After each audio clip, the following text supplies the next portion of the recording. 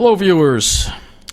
We're going to be talking about the plan, and I've spoken about this, and you hear me bring it up all the time. What is the plan that is being talked about? Well, the plan is basically what it is trying to get rid of the poor, the disabled, the seniors, and the middle class out of New York State by making their lives harder and more difficult and more depressing, while only serving a certain demographic connected to Wall Street.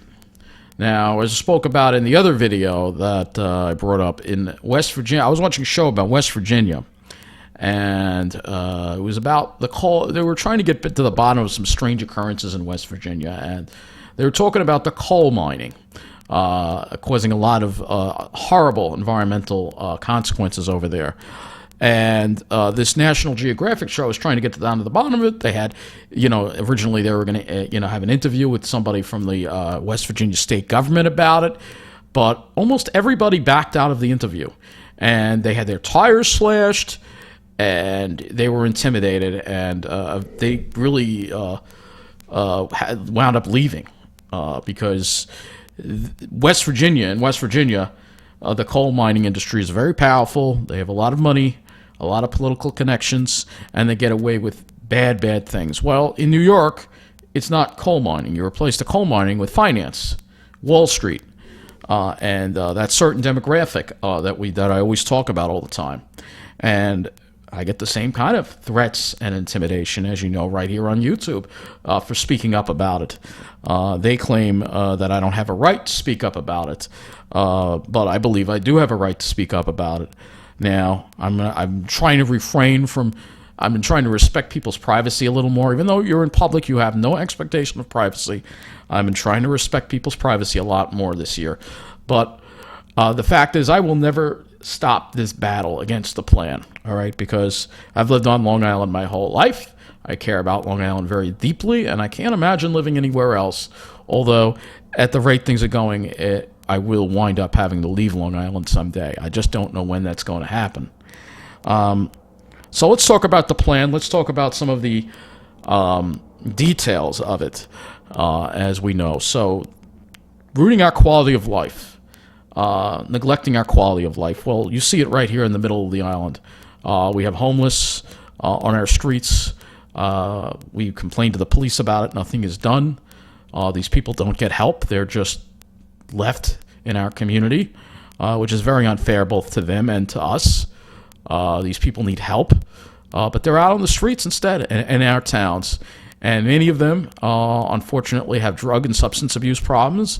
They have criminal histories, and they're a danger to both themselves and the community. And nothing is done about it. And in Governor Cuomo's recent State of the State address, he suggested that what sounds like a good idea, which would be all these vacant stores we have in the middle of the island, and oh my gosh, there's so many of them, turning them into affordable housing. And, I'm all for that, affordable housing. But think about what he said.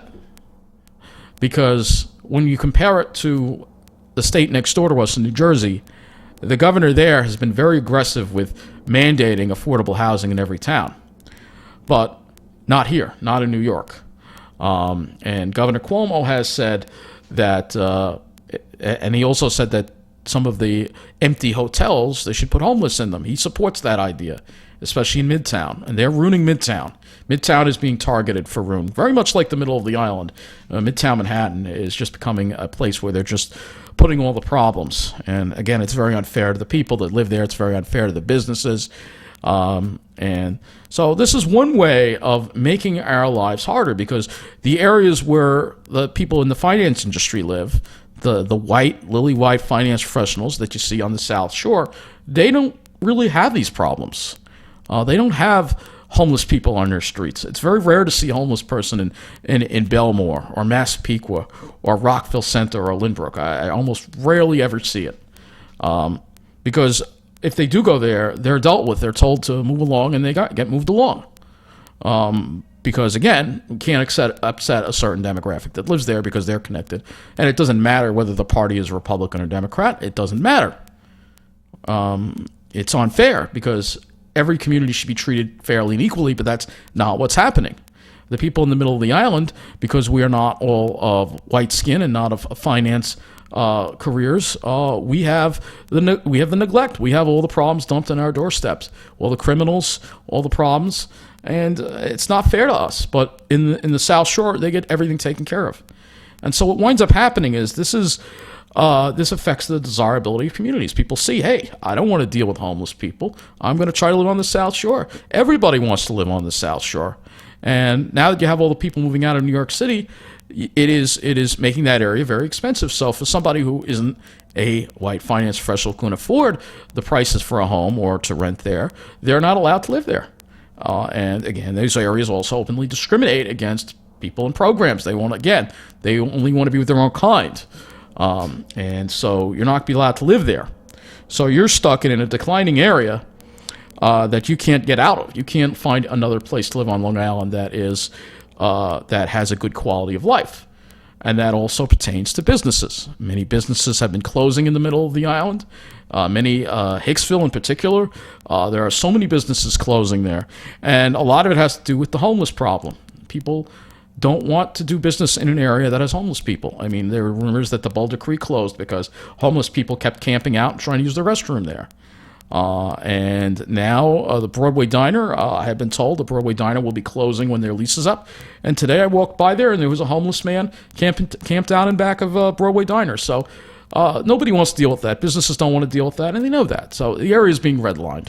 And so when Cuomo says he's going to put more affordable housing in vacant business, he's probably going to put a lot of troublemakers in those communities because it's just all part of the plan that he's part of. And so is the president, and so many people are part of. The president, hopefully for not very much longer, but under Trump, we've seen this kind of behavior, this favoritism, this preppy elitism become cool. And that's why they love him down there so much on the South Shore, and they continue to have the rallies there in Belmore even after all of this. So, again, it's all part of the plan, all right? So you can't find a place to live that's in a nice part of Long Island. You've been priced out. So that's one part of the plan. The other part of the plan is the neglect of infrastructure, transportation. We've seen the transportation situation with the Long Island Railroad in particular, where the South Shore seems to get better infrastructure. They seem to get better service. Their stations, when they are renovated, they look like hotels, whereas ours, just look at Hicksville. It doesn't look anything like... Hicksville should have looked like Merrick, but no. Hicksville doesn't get the same treatment because it's Hicksville. It's not a lily-white area full of finance professionals, so it's not going to get a nice station like that. Instead, it's going to get a half-done station that is already starting to fall apart. Because again, Hicksville is it's a diverse area, so it's getting discriminated against. It's a middle-class area. These people spend money like anyone else, but because they're not of a certain background or demographic, they don't get the same kind of voice. So your transportation, your stations are falling apart. Your service, your transportation service isn't that good. Before the pandemic, we knew the main line did not have enough service. Now there is a project to improve mainline service. But because they're doing this project, they're actually making things worse for us in the meantime by not providing shuttle buses and leaving us without alternative transportation, which is unimaginable. But that's what they're doing. And they just tell people go to the South Shore because, again, that's where they want people. They want people on the South Shore. So, and then you go to the bus angle of it, and you take a look at the service changes that NICE has just gone through, which hurt a lot of the routes in the middle of the island and on the North Shore too. While the South Shore, especially in that corridor, Rockville Center, Lynbrook, that whole South Shore area, they have excellent service there. Excellent compared to anywhere else in the county.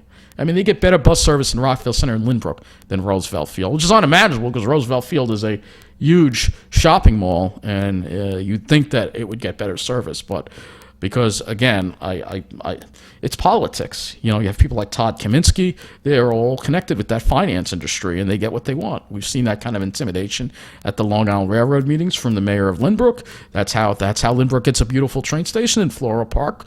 Might get some elevators, but the station is still falling apart. because it's Floral Park, it's not Lynbrook. So you have that angle of it, of the plan. You take your transportation away. So you have service. We don't know what kind of service changes the railroad is doing. We'll find out soon enough. I'll have a video about that, and so will my colleague Matt.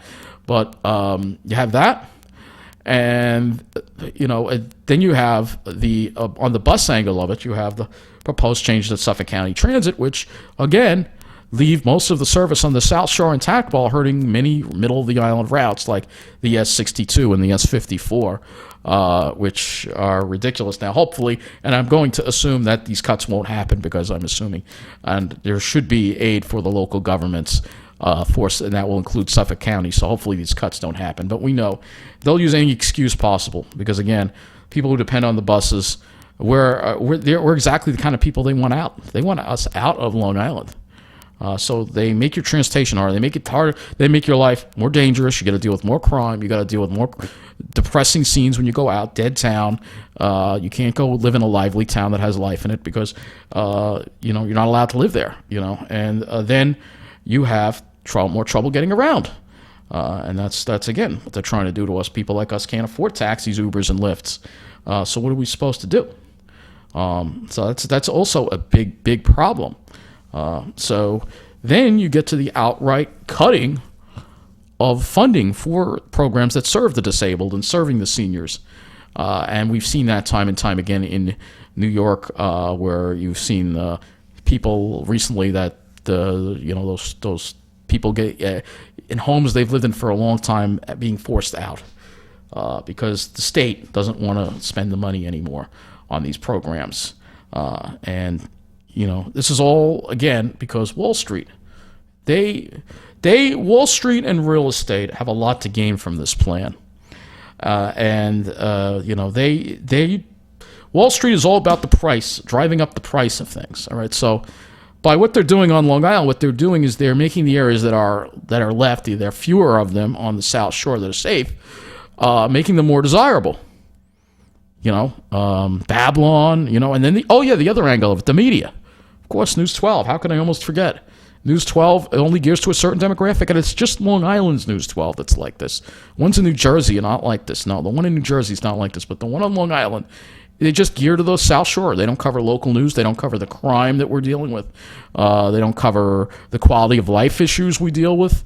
It's mostly national news, and whenever they talk about struggling businesses, they're always on the South Shore. Just today, they did a story about struggling businesses and help for them, and they were on Babylon again. And that area is not struggling at all compared to towns like Mineola, which are completely dead.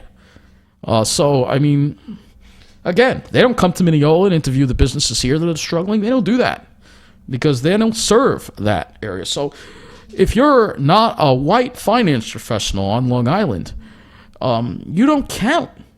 You don't count for anything. So that's why I say, as long as things keep getting harder and harder and harder, there's going to come a day where I'm going to have to move out of Long Island.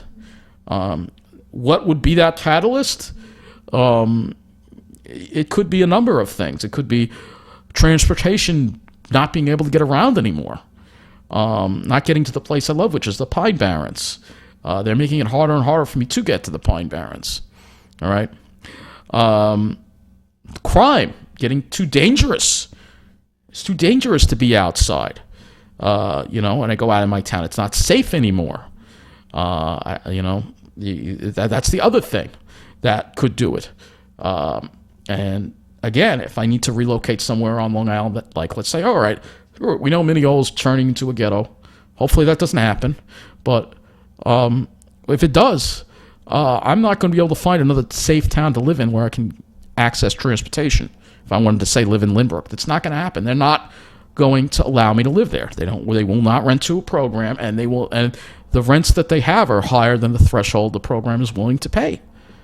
And I will be forced to move somewhere else with a lower cost of living that is more welcoming to people with disabilities, like some towns in New Jersey, like Toms River, which in Toms River, most of the new housing complexes they build, at least 30% are devoted to people in my situation. They have a completely different way of doing things in New Jersey. They value everyone. They don't have that same corruption. And why do I say New Jersey? Well, why? Because I love the Pine Barrens. And a place like Toms River is the only other place I could imagine living because it's close to the Pine Barrens and it has transportation. All right, it's not great transportation. It's good, but it is better than a lot of other places. You say, oh, move out west, move to Flagstaff, move to, Colorado, and a lot of people doing that. There's no transportation out there, nothing. All right, you can't get around. You must have a car. I can't drive due to my disability. So that's why I cannot move away from the Northeast. All right. That's the thing. But if I had to leave Long Island, the place that I would want to go would be Ocean County, New Jersey, around Toms River. All right. Because, again, that seems to be the area where people are, all kinds of people are welcomed and everybody's still treated fairly. The police do a good job at keeping people safe. The infrastructure is taken care of for everyone. And New Jersey Transit's recently starting to improve service. And while New Jersey Transit isn't raising their fares, the MTA is going to be raising their fares again. While MTA plans on some service reductions despite getting some aid, New Jersey Transit's improving bus service. They're actually adding buses to the 319 route that serves Toms River. And they recently also opened up a new park and ride in Barnegat Township, which is actually close to another area, Pine Barrens, I could check out. So the transportation in Toms River is improving. It's not getting worse. So if things keep getting worse on Long Island, it gets harder for me to get around. It gets more dangerous while Toms River stays fairly safe and the transportation improves, then you know where I'm going to be going. Doesn't mean I want to go there, but I might have to go there because being around all the negative things I'm around in the middle of the island, and if things don't improve, if it just keeps getting worse and one day it turns into an extension of Jamaica, I cannot live here anymore. And I don't know how my friend Andy Q does it. I don't know how he does it. I really don't. I really feel bad for him, all right? He has a really rough life, all right? Rougher than most of you even know, all right? So it's not going to be safe to live here anymore if things keep going the way they're going, all right? And people say you're ungrateful. I'm still grateful that I live in Mineola. I'm still grateful that I'm not someplace worse. Thank God I don't live in Westbury anymore. Westbury, imagine if I lived in Westbury now with what they're doing with the trains. I would be so screwed. At least in Mineola, I have better bus service than Westbury, and I can still walk to the train station in Garden City if I needed service during these weekends. If I was Westbury, I'd be completely screwed. I'd literally be forced to get ripped off by a taxi, Uber, or Lyft. So thank God I don't live there anymore, between that and the fact that it is a dangerous neighborhood that has gotten worse. So I'm grateful for that. I'm grateful for the roof over my head. I'm grateful that I can do what I can do. But I still worry about this plan. And I will continue to speak up against this plan no matter what, because I don't want to live anywhere else. I've lived on Long Island my whole life. And we all matter. That's all I want. That's all I want. All of us deserve to have our towns taken care of, to have investment in our towns, to have businesses, to have safe streets, to not have homeless on our streets. All of us deserve those things. And considering New York is such a progressive state, you would think that would be a priority of the government here. And I'm going to continue to press for that. So thank you for watching. Take care. And I hope and pray that the plan can be stopped one day. All right. But I have to also prepare myself for the fact is the eventuality that as long as things keep going the way they're going and nothing changes, that I will wind up living in New Jersey. Take care. And thank you for watching.